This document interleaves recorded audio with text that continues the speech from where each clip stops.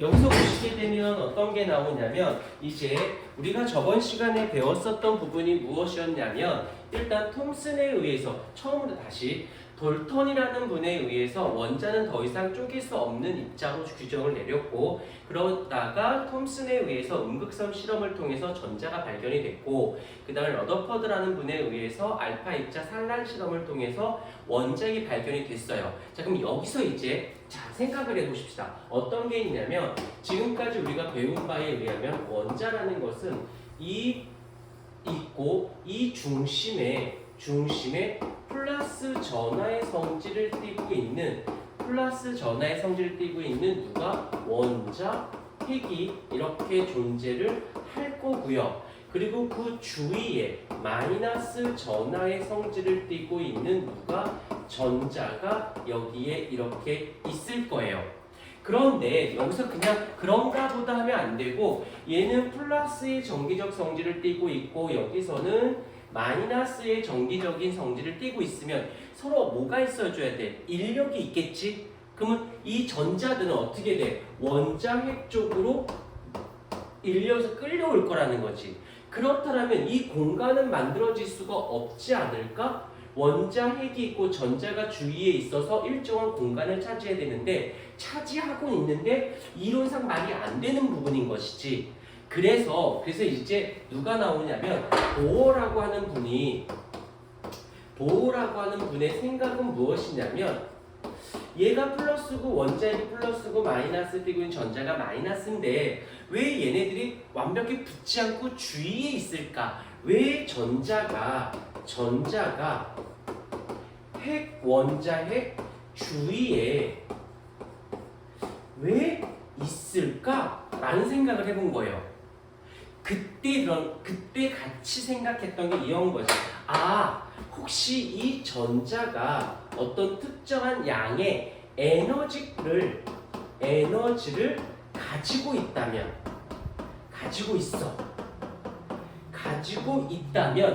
그 에너지를 갖고 있다는 것은 에너지는 운동 에너지적 개념이기 때문에 만약에 에너지가 없다면 무조건 끌려갈 텐데 전자가 에너지를 갖고 있는 거야. 그러니까 이 원자핵이 끌어당겨도 싫어 안 갈 거야 라고 전자가 그 에너지를 갖고 극복하고 빠져나가려고 하는 거지.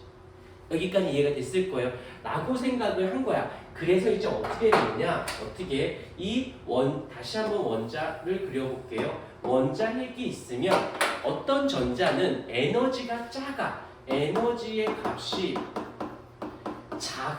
작은 전자가 있어. 그러면 얘는 원자핵 근처에, 원자핵 가까이에 있을 것이고 또 하나의 전자는 그 전자가 에너지를 값을 가지고 있는데 그 값이 많아. 어떤 전자가.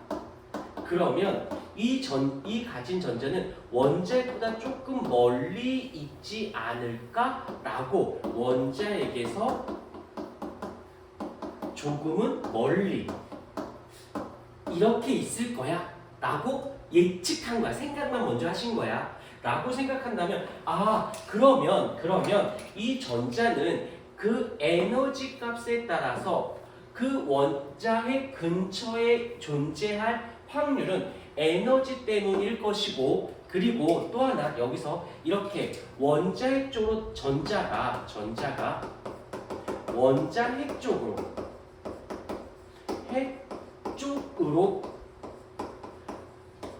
이동을 한다라는 말의 뜻은 이렇게 해석할 수 있어. 전자가 자기가 갖고 있던 전자가 자기가 갖고 있던 에너지를 방출해 버려. 그러니까 자기가 갖고 있는 에너지 값이 작으니까 인력이 여기서 끌려가서 가까워질 것이고 반대로 원자핵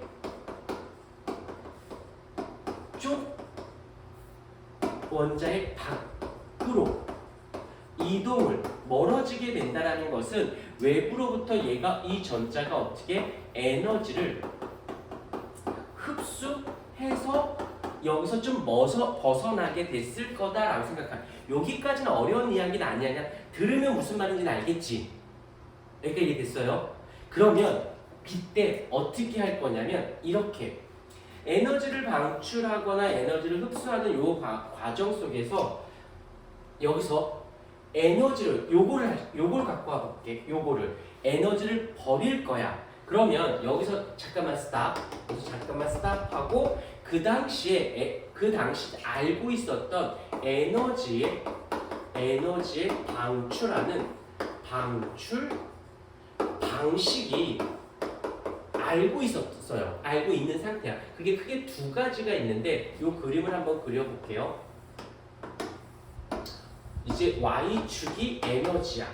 Y축이 에너지입니다. 근데 에너지야. 그 다음에 이제 전자가 에너지를 버릴 때 버리는 방식이 두 가지. 그림을 먼저 그린다면 하나는 이런 식으로 또 하나는 이런 식으로. 그래서 어떻게 돼? 에너지를 버릴 때 이렇게 쭉 높이가 Y축이 에너지예요. 이렇게 어떻게 연속적으로 얘는 여기서 이만큼의 에너지를 버려야지만 여기에 전자가 있든지 여기에 전자가 있든지 여기에 전자가 있든지 여기에 있는 것이지 전자가 이 중앙에는 여기에는 존재할 수 없게 되는 그래서 여기 아니면 이만큼 아니면 이만큼 아니면 이만큼 연속적이지 못하는 에너지를 버리는 방식은 두 가지, 크게 두 가지. 그래서 우리가 예전에 배웠던 스펙트럼을 조사했을 때 무지개, 연속 스펙트럼처럼 나오면 이런 방식으로 에너지를 버렸기 때문에 연속적으로 방출한 거지. 그런데 선 스펙트럼이라고 들어본 적이 있을 거야. 흡수 스펙트럼, 방출 스펙트럼. 선 스펙트럼은 특정 파장만큼의 에너지를 어떻게 이만큼의 에너지를 버려. 아니면 만약에 이런 거지. 내가 에너지를 여기서 한번 써볼게. 얘가 60이고 얘가 40이고 20이다라고 치자. 그러면 내가 20을 버려야지만 얘가 여기 오는 거야. 10을 버리면 여기 중간이잖아? 그럴 수 없어요. 못 버려. 20을 버려야지만 일로 가는 거고. 그런데 얘가 40을 버렸어. 40을 버리면 여기 있던 애가 일로 올 수는 있겠지. 차이가 40이니까. 맞아? 35를 버렸다고 치자. 35를 버려도 여기 중간에 있지 못하고 여기에만 존재하게 되는. 그래서 에너지 방출 방식은 이런 식으로 연속적으로 에너지를 방출할 것이냐 아니면 불연속적으로 에너지를 버릴 것이냐에서 조사를 해본 거야. 이게 알고 있는 방식에서. 그런데 이 보우라는 아저씨는 전자가 에너지를 버릴 때 과연 어떤 방식으로 버리는가라고 조사를 해봤어요. 그랬더니 이제 여기서 전자가 에너지를 방출할 때 이렇게 불연속의 형태를 에너지를 버리더래요.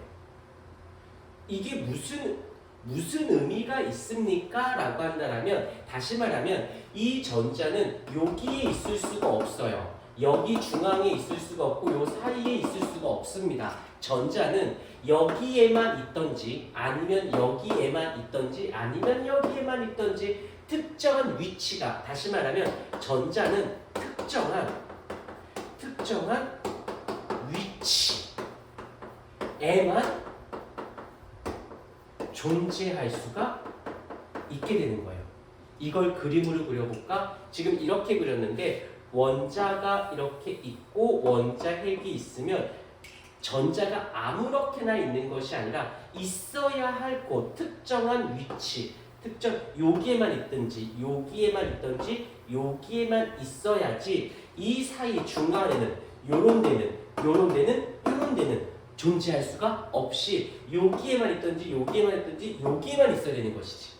만약에 전자가 에너지를 버리는 방식이 이런 식이 연속적이다라고 했다면 아마 이렇게 그려질 것 같아. 연속적이라면 그리고 지워버릴게요. 원자가 있고 원자 핵이 있다면 얘는 원자 핵부터 여기 어디든 존재할 수 있지 않을까?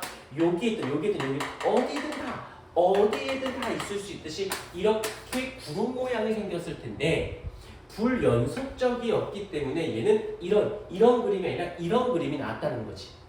여기까지 이해됐죠? 충분히 들으면 이해할 수 있는 부분들인 거야.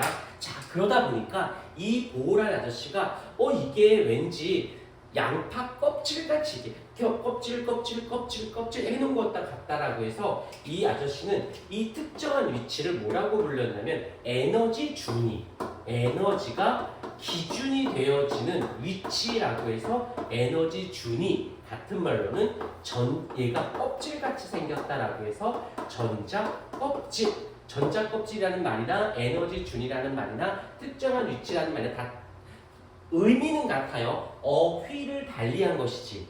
그러면서 이 아저씨가 어떻게 했냐면 원자에서 제일 가까운 쪽에 있는 것을 뭐라고 했냐면 N 첫 번째 껍질이라고 하기로 했고, 두 번째 있는 걸 N2 껍질, 그 다음에 세 번째 껍질, N 네 번째 껍질, 두두두두 하면서 이거 살짝 써볼게. 마지막 껍질을 뭐라고 불렀냐면 N 무한대 껍질이라고 했대요. 그래놓고 이제 끝난 게 아니라 얘를 뭐라고 부르면 얘를 K 껍질, 첫 번째 껍질을 K 껍질이다 라고 하기로 했고요. 그 다음에 두 번째 껍질 L 껍질, 그 다음에 M 껍질, 그 다음에 네 번째를 N 껍질, 그리고 더 이상은 안 했어요. 네 번째 껍질까지만. 그래서 이름이 이제 정해진 거야. 자, 첫 번째 다시 스토리로 가볼게. 플러스와 마이너스가 있는데 마이너스가 들러붙지 않고 주위에 있다라는 건 어떤 에너지를 전자가 가지고 있어서 특정한 거리를 유지하고 있었을 것이야 라고 했고, 그게 가까운 쪽이면 에너지를 방출해서 가까워지고 에너지를 많이 갖게 되면 바깥으로 좀 밀려날 것이야 라고 했었을 때 이 전자가 에너지를 어떻게 버리는가 봤더니 불연속적으로 버려지는 걸 알게 됐고, 그 말의 의미를 그림으로 모형으로 그려본다라면 이런 식으로 양파 껍질 같은 모양의 일정한 궤도를 갖고 있게 되면서 이름을 붙여준 거지. 요건 고유명사니까 어쩔 수는 없어요. 특정한 위치, 에너지 준위 전자 껍질. 첫 번째, 두 번째, 세 번째. 영어 알파벳 순서야. K, L, M, N 순서라고 보시면 돼요. 오케이? 여기까지를 잡아놓는 게 이 사람이 처음부터 방향성을 잡은 거야. 그래놓고 그래, 전자는 아무렇게나 존재하는 것이 아니라 특정한 궤도에서만 전자가 존재하는군. 그것을 자기가 이제 첫 번째 껍질, 두 번째, 세 번째, 네 번째 껍질. 그래서 마지막에 이런 거를 우리는 뭐라고 불러? 주양, 자수라고 했대요. 같은 뜻이야. 특정 위치다, 에너지 준이다, 전자 껍질이다, 주양, 자수다, 이런 것은 다 같은 뜻으로 어휘가 바뀐 것 뿐이다라는 거 잡아주시면 되어집니다.